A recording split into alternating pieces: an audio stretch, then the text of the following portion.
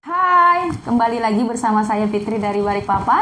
Seperti yang saya bahas sebelumnya, seorang legenda atau juara di bidang apapun, mereka memiliki coach atau mentor dalam hidup mereka. Sama halnya di bidang apapun yang kita kerjakan hari ini, kita butuh mendengarkan dan belajar dari orang terdahulu kita yang mereka mencapai apa yang belum kita capai. Contohnya di bidang pendidikan, seorang murid belajar dengan seorang guru. Contohnya lagi di bidang kesehatan, kita berkonsultasi kepada dokter. Begitupun di bidang bisnis, kita butuh konsultan. Hal ini membuktikan bahwa menjadi lebih baik, kita membutuhkan seorang mentor. Namun kenyataannya di luar sana, menemukan seorang mentor tidaklah mudah dan tidaklah murah. Saya akan sharingkan pengalaman pribadi saya seorang pengusaha dan supplier plastik. Mengawali di bisnis saya tanpa mentor itu sangat-sangat kesulitan. Saya membangun dari nol, jatuh bangun beberapa kali, dan saya harus mengalami yang namanya kerugian besar.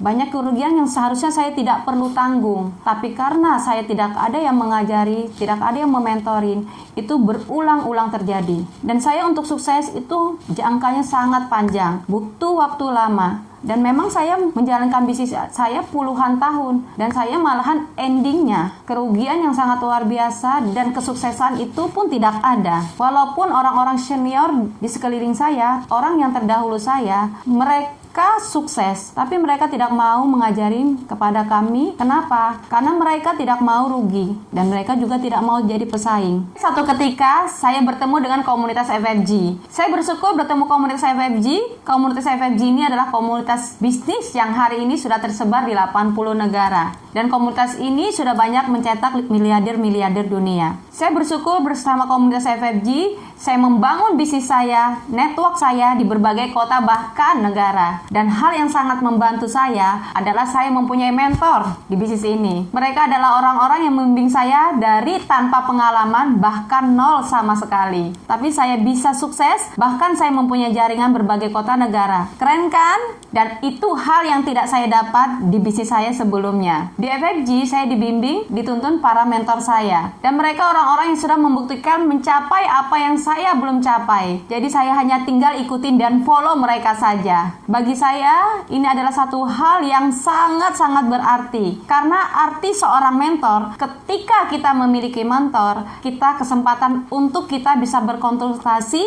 dan bertanya. Dan kabar baiknya, konsultasi adalah salah satu pilar di FFG dan satu pondasi, satu rahasia untuk kita bisa sukses jangka panjang. Dan sebelumnya saya juga berterima kasih untuk semua mentor saya, karena berkat kalian semua saya ada sekarang. So, sangat penting nggak konsultasi untuk mempercepat kesuksesan kalian di bisnis ini. Nah, saya akan membagikan beberapa tips bagaimana kita bisa berkonsultasi dengan benar. 1. Dalam konsultasi, saya harus memiliki sikap rendah hati. Artinya apa? Saya mau belajar dan mau menerima masukan dari mentor saya. Karena banyak orang tidak mudah mempunyai sikap rendah hati ini. Apalagi kalau seorang mentor atau pembimbing Anda lebih muda, bahkan Anda lebih sukses dari mereka. Karena butuh melepaskan ego untuk belajar dari nol dari mentor Anda. Dan itu akhirnya membuat banyak orang berhenti untuk belajar dan bertumbuh. Padahal untuk kita sukses, kita bisa belajar dari siapapun. Bukan hanya dari orang lain,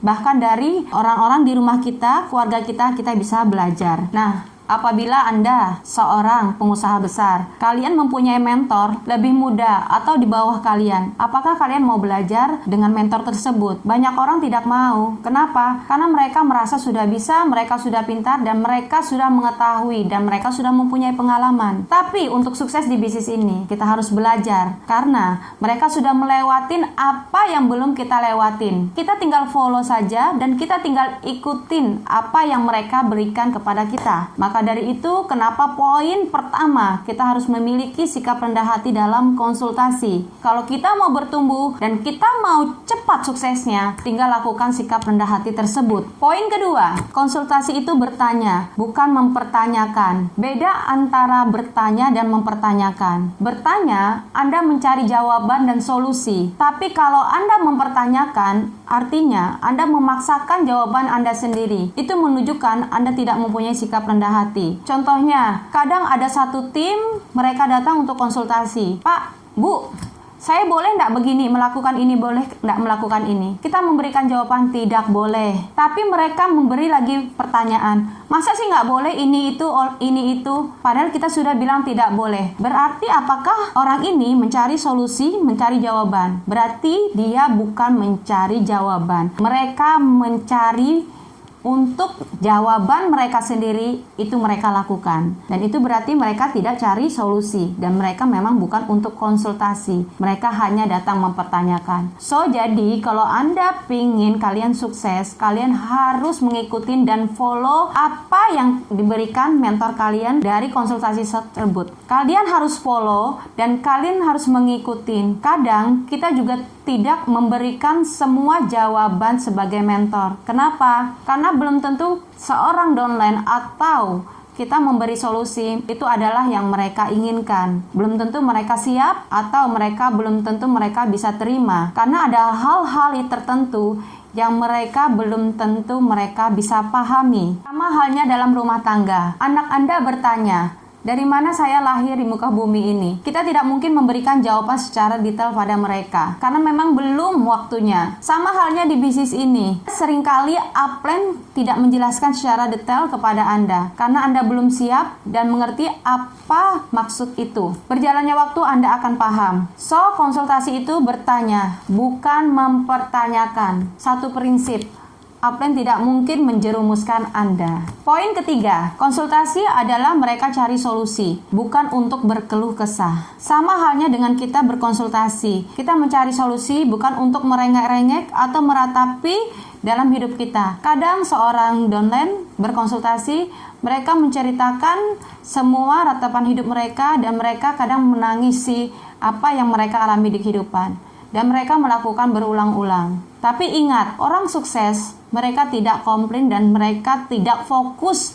dengan tantangan mereka. Mereka mencari solusi. Maka begitu pentingnya mereka berkonsultasi. Dengan konsultasi tersebut, mereka tinggal melakukannya. Poin keempat, konsultasi saya harus aktif mengejar mentor saya, bukan sebaliknya. Karena saya yang membutuhkan konsultasi, otomatis saya harus mengejar mentor pembimbing saya. Karena kenapa? Mentor kita tidak tahu apa yang kita butuhkan dan kita perlukan di bisnis ini. Kalau saya tidak aktif untuk berkonsultasi, bagaimana mereka bisa mengerti apa yang terjadi pada diri saya dan bisnis saya? Sama halnya kalau kita ke dokter. Di awal kita menceritakan keluhan dan riwayat kita, apa yang terjadi pada tubuh kita. Dan akhirnya dokter tersebut dapat gambaran dan bisa memberikan kesimpulan apa yang terjadi pada tubuh kita. Dan akhirnya mereka memberikan solusi. Sama halnya dengan konsultasi di bisnis ini. Kalau saya tidak menceritakan dan mengejar mentor saya, bagaimana mereka paham apa yang saya butuhkan, apa yang terjadi dengan bisnis saya. Mentor Anda pasti memiliki jaringan yang lebih besar dari Anda. Jadi Anda harus aktif dan angkat tangan dan mendatangi mereka. Oke? Poin kelima. Dalam hal konsultasi, Anda harus punya sikap terbuka dan jujur apa adanya ke mentor Anda. Karena kita mau maju dan berkembang. Apa yang terjadi, tantangan Anda, dan Anda harus sampaikan ke mentor Anda. Tujuannya untuk memudahkan dan memperlancar bisnis Anda, juga kesuksesan Anda. Konsultasi butuh yang namanya percaya dan trust. Jadi, Anda harus terbuka apa adanya kalau Anda percaya dengan upline Anda. Semakin Anda terbuka dan jujur, upline memberikan solusi yang tepat untuk Anda. Oke? Poin ke-6, konsultasi dengan orang yang tepat. Di bisnis ini, orang yang tepat artinya mentor yang aktif dalam satu sistem yang sama. Anda tidak mungkin berkonsultasi dengan orang yang tidak on sistem, bahkan satu sistem, apalagi yang tidak aktif. Ingat prinsipnya. Anda mau berhasil, belajar dari mereka yang sudah berhasil, bukan mendengarkan mereka yang tidak berhasil di bisnis ini. Sayangnya, kebanyakan orang lebih suka mendengarkan orang yang gagal ketimbang orang yang berhasil, yang pada akhirnya memperlambat kesuksesan Anda sendiri.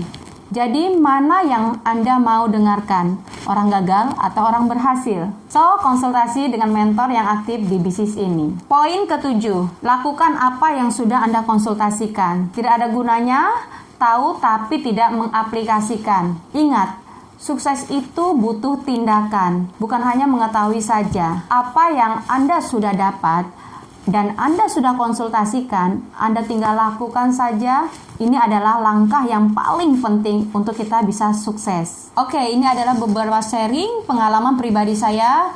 Semoga dari sini Anda mengetahui betapa pentingnya konsultasi, bahwa konsultasi adalah kerja pintar, cara mempercepat kesuksesan Anda. Saya berharap Anda mendapatkan manfaat dari sharing saya, dan jangan lupa konsultasikan lagi pada mentor Anda. Oke, bye.